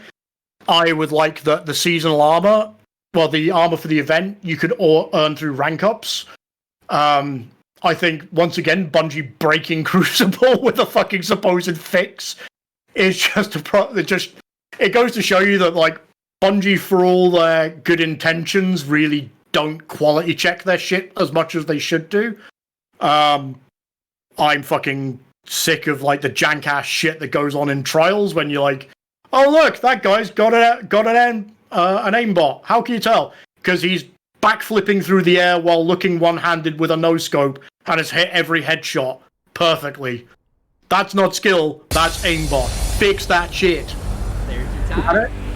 Woo! You did it! I kept it for only a minute. I didn't hear the buzzer, but yeah.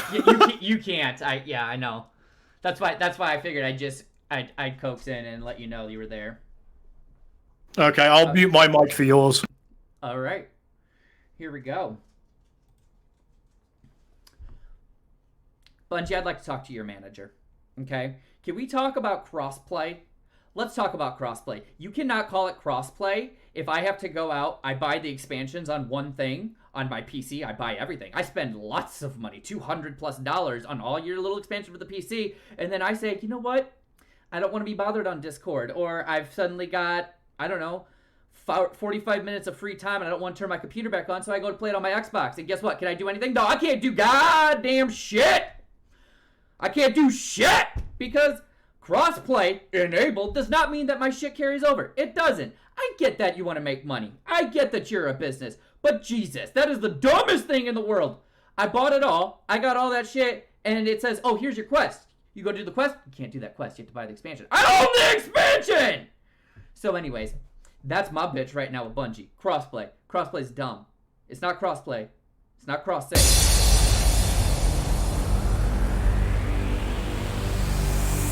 You scripted that. You came prepared for that shit. I've been thinking about that since we came up with Karen's Corner. I was like, I've been thinking about it, and it hit me one day because I didn't want to play on the PC anymore. I'd been in my office playing and working, and I went into the living room waiting, thinking Rachel and Emery were gonna come home, and she texted me. She said, "Hey, we have to go to the store and stuff. We're meeting my mom for dinner." I'm like, "Oh well, now I got like an hour, but I really don't want to go back in and sit in my desk chair." Because let's face it, my sofa is more comfortable. So I turned it on. I'm like, oh yeah. I was like, I'm just gonna go. I'll just play on my Xbox because I could just. This was when I just got back into it. I was like, I keep working on Witch Queen.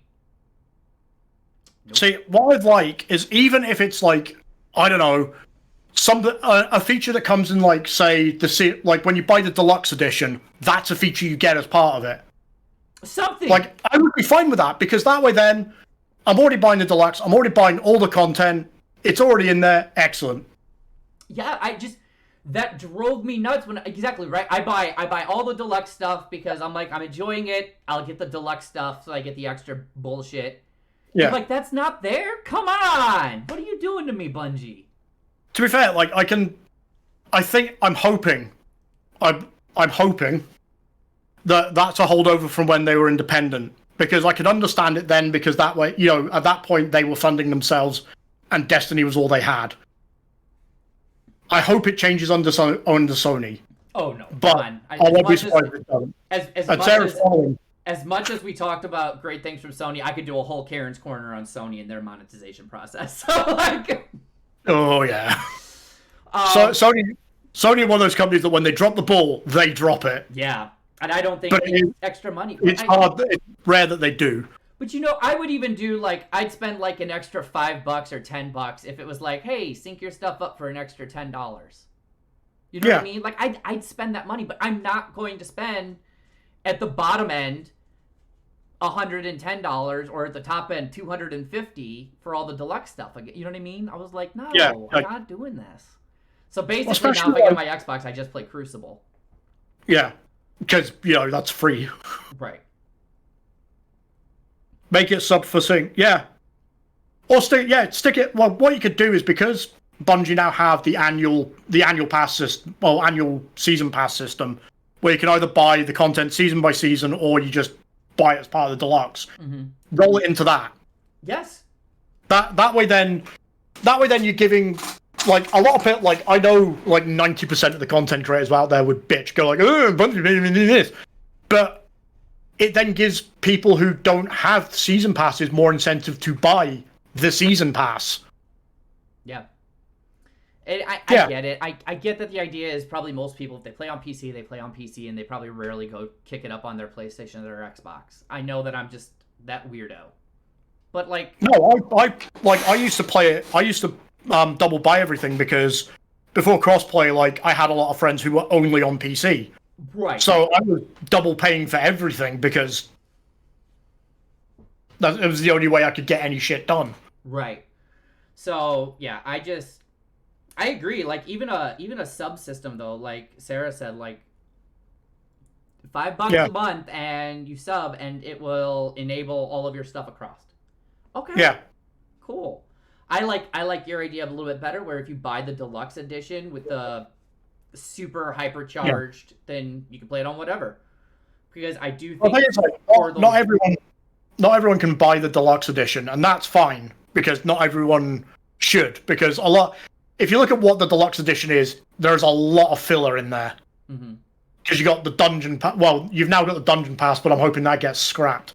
You've got the season pass. You get the exotics. You get the season pass ranks and the exotics that come with those off the bat. It's why not just actually add the thing of just we'll roll being able to access it into the season pass. That way, then Sarah's saying there, like, subscription fee. Well, that's essentially what the season pass thing is. If you don't buy it in the pre-order, you can either buy the season pass for the year, which I think is $25, I want to say, or you can buy it season to season, depending on what you want. And if you're smart, then what you do is at the beginning of every X pack, they do like a big silver bundle. That's like, you get like they'll do like, for $25, you can get like I think it's like 3,000 silver and a couple of emotes for free, like as a way of celebrating. Which, if you work it out, that silver also, if you're buying the season pass every season, covers that. So there are ways you can do it. I mean, I just tend to buy the deluxe edition because I know I'm gonna use that content. Right. Because the story's now the story's really into me. Yeah. And if you really want to get back into the game for the cheap, Legendary Edition and Witch Queen are both on sale on most platforms now. Yeah. So it just, like I said, just throws me off that, like, it just pissed me off that day so bad. So when I knew we were doing Karen's Corner, I was like, I know my fucking topic. I just was like, where do I start? Right. Content creators are ruining this game, damn it. That's what I love, is like, fucking streamers are ruining it. It's like, no, you motherfuckers are ruining it because you're telling streamers who then go and tell everyone else. Right. If you find a glitch, just tell your mates. Keep it on the down low. I mean, that's what we do in Final Fantasy. I mean, Final Fantasy is a flawless game. Never has any glitches. I don't animation cancel my DPS rotation at all. Never. See, Sarah knows. Sarah's just like, I know all the exploits. I raid Savage. Solo. She probably would do. Like, I've known her for many, many years. Like, I know Sarah was... In fact, she was in the first raid team I was in, and she was my healer when I was tanking.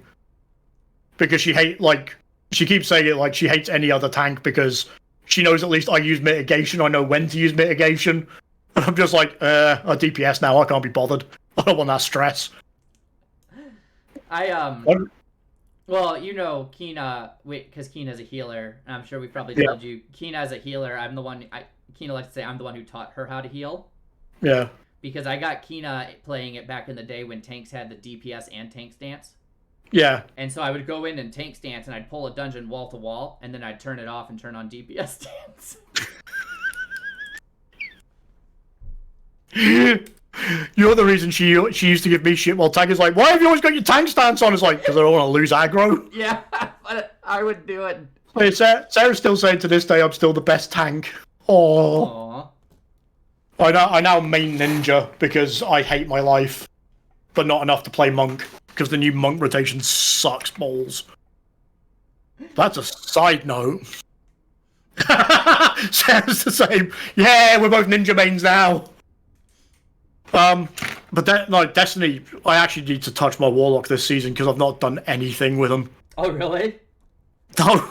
I've just been like, Arc 3.0 has just been like pure, like mainly Hunter, occasionally some Titan when I want to Thunder Crash shit.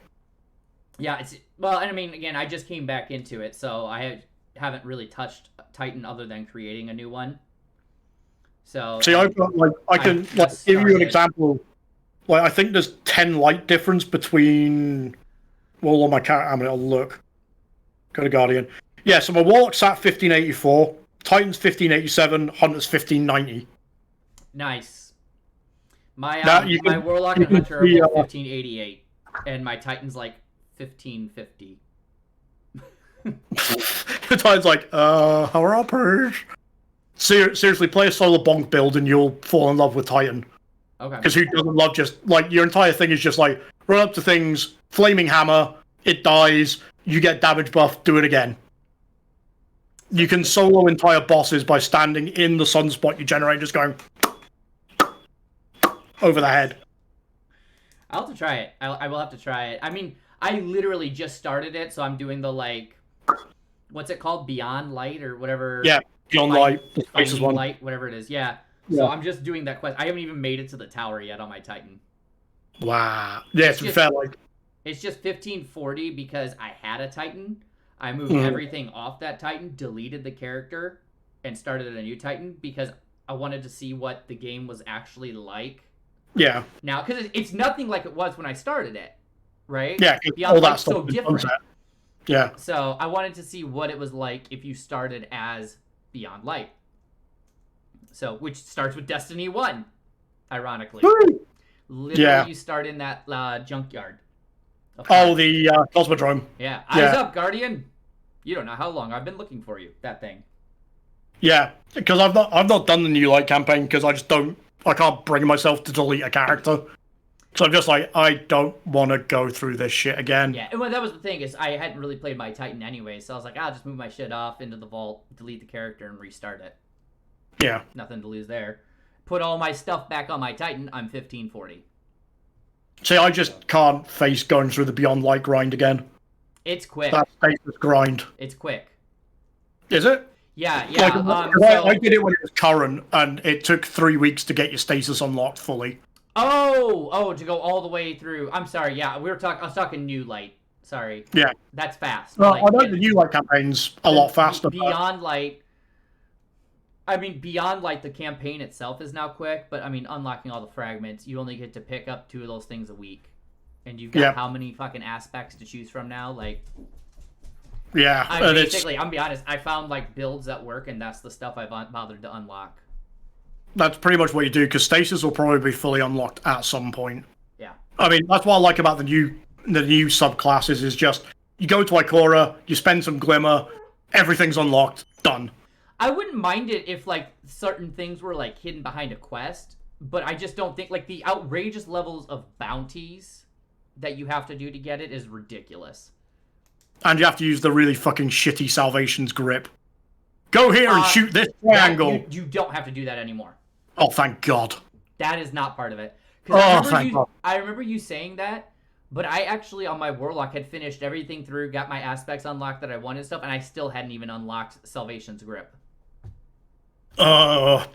It's a terrible exotic. Yeah, the thing It that literally is like, you fire an iceberg at people. it's you got only grenades good if you're that- trying to shoot down the Titanic. Yeah. Well, you've got grenades that do it better. Just like, I could use a heavy slot, or I could equip something good. Just saying, Bungie. And then you got, but the thing is, like, the other exotic from that expansion, Lament, to this day is still one of the best exotics up there. Yeah. It's a sword with anti-barrier, and it heals you as you hit things with it. Yeah, no, that's What's not it's a wrong? that's a great sword. It's a goddamn chainsword as well. Yeah, because Like, yeah, if you rev it up. if you rev it while you're guarding Yeah. with it. Yep, and then you do extra damage. It's that was pretty much how you got through Deepstone Crypt. Was like 6 of you with that, just surrounding a boss and laying into him. I'm gonna reshare this, like for you, Sarah, because I don't know if you can see the chat at the top, because it is after 1 o'clock my time. I'm doing this for about 2 hours, and I do have to You have to go and do your wet things. go do my work things. Well, I should at least see if I have any work things to do, because Probably not. probably not. And then I'll just be on Destiny. But that's besides the point. Oh no, yeah, totally. You're doing market research. Mm-hmm. I am. What's They'll be our, like- what's they'll our be like, game "Why going to would be you next week? They'd say, why would you do market research for visual information, not public affairs? Like, shut up. Yep. absolutely. You need to know what other companies are doing so you can totally steal the idea. That's right. Market research. I mean, I work for the federal government, but I'm doing market research on video game companies. Don't ask questions. You guys, they wouldn't get it. It's a media thing. Yeah. You just Karen them. That's right. I want to talk to your general. I want to talk to your general. General! So, Sarah, thanks for hanging out and chatting with us. Cass, thank you for joining me this week for this. I appreciate it. Fine. I think it's been fun, honestly. I've had fun doing this. Yeah, it's good to get back into podcasting with you. And also, like, not have, like, 500,000... I will say this. That was one thing about the old 1008. Man, we got over-inundated with voices. Yeah. At one point, we had, like, 6 people on there. I'm like, whoa. Yeah, there's just me and you in the background, like, yeah, we'll have a point eventually. Yeah, we kind of got, it just turned into, like, it just spiraled out of control. It did. It was fun. It was still fun. It was a lot of fun. Even if it was just like, who am I going to wind up this week? Yeah. But this is a lot more fun, because we get to banter and have our nonsense, but also we accomplished the list. We went through Showdown. What fucking hellish alternate reality is this? Can I point out? We actually finished this list 30 minutes ago. I know. We even made good time. And we still had content left. I know. Well, yeah. And Sarah came in, started joining in, which was too fun. This is so funny because the way this camera is working, every time Yoshi pops up here, you can see his shadow on my arm, but you can't see him. But you should be able to see him. I think my dog's a vampire. Fading into this. Look at me, I'm a ghost. I'm just a hand. Right. And I think Yoshi's a vampire. He's not showing up on camera, but his shadow's there. But that is also my cue because I really don't want them to pee on my floor. Yeah. So, thank you all so much for joining us. Greatly appreciate it. We will be back next week with another Fits and Bits. And next week, I believe we are talking about God of War. I need to check when my pre-order goes live. I might not sleep that day. So, don't hold us to it. We'll have a topic for you. We're possibly doing God of War, but if God of War is not out yet, we're not doing God of War. I can check my pre-order now. Hold on. Give me a second. We'll find I can check it. I can check it on my Sony app. Come on. Oh, where will I check my pre-orders? Don't worry, there's an app for that. I know, it's great. Because I know it's always releases midnight my time, so I'll go into the thing, go to a Ragnarok. Doop-a-doop-a-doo. Digital or disc? Did you go digital or disc? Digital. I don't want to go out and talk to people. I mean, you could have pre-ordered the disc version and have it sent to you. No, because that's one good thing about PlayStation is that they have a lot of really good digital exclusives with it. Talking to NPCs IRL is awkward. Yep. Yeah, it's actually out. It's actually out Friday morning. Well, Friday midnight next week. So Ooh. I don't know if I'll have slept by the time we do the podcast, but I'll try. So maybe God of War is not the best topic because. Yeah. I'll probably be hanging out my ass with sleep deprivation. Yeah, so we'll pick a different topic. I mean, we're both pretty well intertwined in the MMO world of Final Fantasy XIV.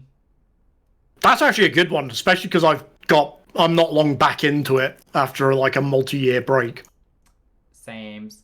So we could look at that. That's a possibility. God of War is a possibility. Anything's on the table. Sarah, what do you want to hear about next week? Sarah's gonna insert some kind of wilding comment about seeing me naked again. That's what she does. If that's what we have to do, that's what we have to do. Sarah's like my online waifu for many years. And her actual partner is fine with it. He accepts this. And while Sarah thinks on this, I want to mention too, you've probably noticed the channel is definitely a channel within work. So you see the bottom where it says recent sub, like, and donations. I'll just say coming soon. Part of that is because, like we said, we just went on Twitch today for technical issues. We will be on YouTube from here on out. We requested it yesterday. They were like, "Cool, you'll have it. Your live stream's enabled." And then I went to hit live stream today, and it was like, "That's not enabled." I'm like, "What?" You said it was. Well, I spent like half an hour trying to figure out how to reset my camera because it was just all kinds of fucking wilding. So keep an eye on the channel. Those things will be changing. And with that, we're going to make we talked about this before. We're going to really involve all of you. That's a good one. Okay. Oh, that's a good one. Okay. I like that topic. Opinions on remakes of old games. Okay. I'll have to. That's a good one because that's a lot of talking points with that one. Way to make me do my homework, Sarah. Can't just jump on and do it. I was gonna laugh, Cass, if at the moment you did that, Goku just like jumped up at your face. He is asleep in the little cat nest I built him. Nice. He's literally just like out, like I can just see his legs just over the top. Oh, I forgot to play our Karen music. Oh man, we had Karen music and everything. Oh, I'm gonna play it right now. Y'all are gonna listen to our Karen music. This is what's gonna play from here on out when we do our Karen segment. So enjoy this. I mean, I can't hear it, but I can hear it in my mind. I know what it is. Amazon. So from now on, this will be the Karen music, but instead it's working as our outro music. So I'll link you the Spotify playlist. It's on, Sarah. It's a really brilliant. Good playlist. So thank you all so much for joining us and hanging out with us. I greatly appreciate it. We both do. This is like mainly us trying to find our passion in content creation again. Yeah, I've been missing it, so I'm glad I got to do this and got to do it again with you, Cass. Thank you so much. And absolutely. For the rest of you, I love you. We'll see you on YouTube next week. Unless we're fucked up again. Until then, never give us up. Never let us down. Never let us down. Be there. Never run around. Every week. Never run around. This is your only YouTube channel from now on. Yeah, we'll be relevant. We'll talk about stuff and things. Thank you guys so much. We'll talk to you later. Bye.